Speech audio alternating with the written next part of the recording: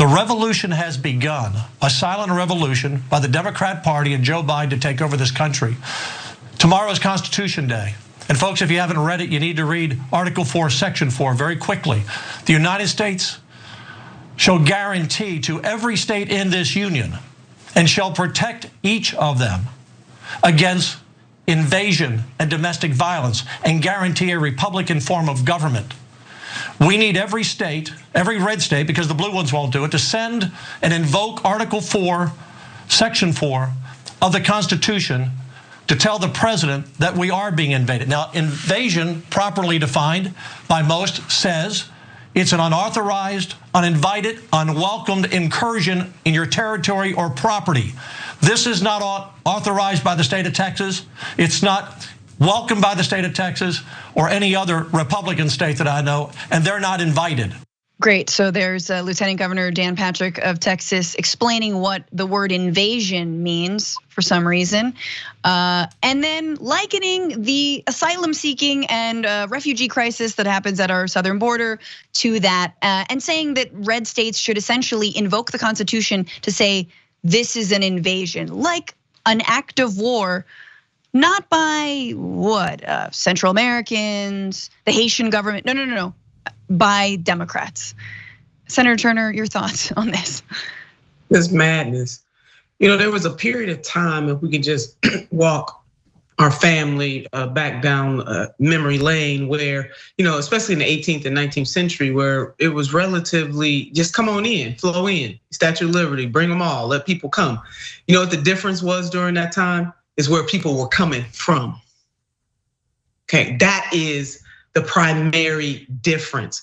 We went from a country that was very welcoming of Europeans, particularly Northern Europeans, to a country in the 21st century that says, if you are black or brown, you're not welcome here. Mm-hmm. You know, and even into the, I think it was 1882 or so, the Chinese Exclusion Act. I mean, we have a history in this country of excluding primarily people of color, and something is wrong with it. And this man, Mr. Patrick, something is absolutely wrong with him to be in that type of leadership position and to talk about immigrants as if they are the other.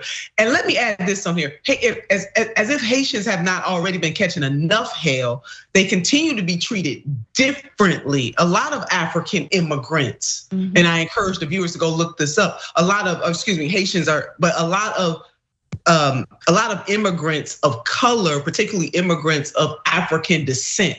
So whether they're wherever they are in the diaspora, I'll put it that way, they are oftentimes treated differently than other types of immigrants, and especially Haitians.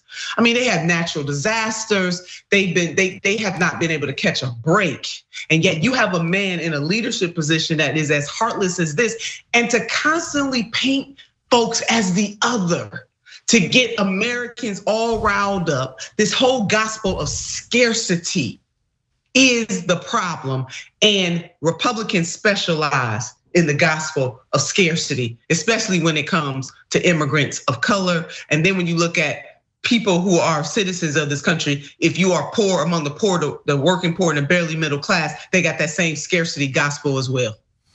Okay, so if you notice, he said you should read the Constitution really quickly. Yes, because if you read it with any kind of care, you would notice that clause has nothing to do with immigration. It just totally made it up. So now we often talk about how the country is a country of immigrants, and so since the recent immigrants are more brown and black, people assume that that's what people are talking about. No, we've been immigrants from day one, including the Mayflower.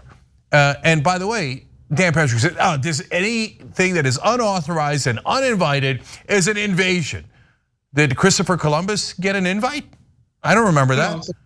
Did the Mayflower get an invite? I don't think they were authorized, were they? Poor Richard Spencer. Turns out he's broke, lonely, and sad. He is dealing with some serious legal issues as a result of organizing that hate rally in Charlottesville.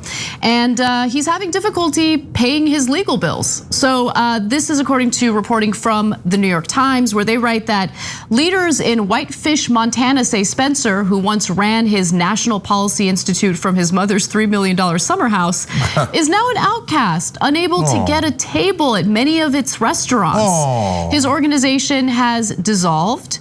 Meanwhile, his wife has divorced him, and he is facing trial next month in Charlottesville, Virginia, over his role in the deadly 2017 neo-Nazi march. That's where Heather Heyer was run over by a white nationalist. But nonetheless, Richard Spencer says he can't afford a lawyer. Well, you know, it's so tough out there for a Nazi. And so this guy actually wants us to have sympathy for him. I mean, he's constantly crying. So about, oh my God, the services won't let me use PayPal to get money from fellow Nazis. And what's a poor Nazi to do? And this is taking my freedom away. I'm just trying to take the freedom and lives away of Jews and blacks and Muslims and Latinos and gay people and women. And I was trying to, you know, push an ideology that would take away all their freedoms and then eventually maybe murder them. And now I can't get a seat at a restaurant. They took my freedom away.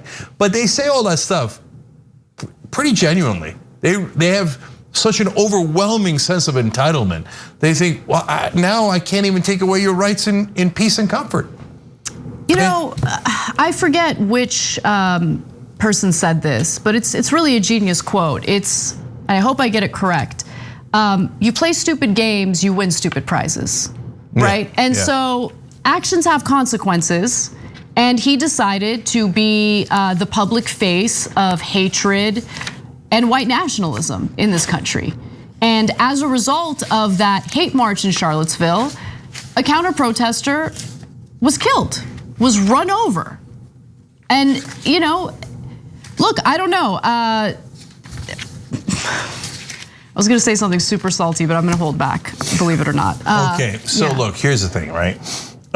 So there's another guy in England who's an actual avowed Nazi, whereas Richard Spencer would say, no, I'm just a white nationalist. Oh, okay, yeah. Oh, wow, okay, well, I didn't know you were that kind and decent.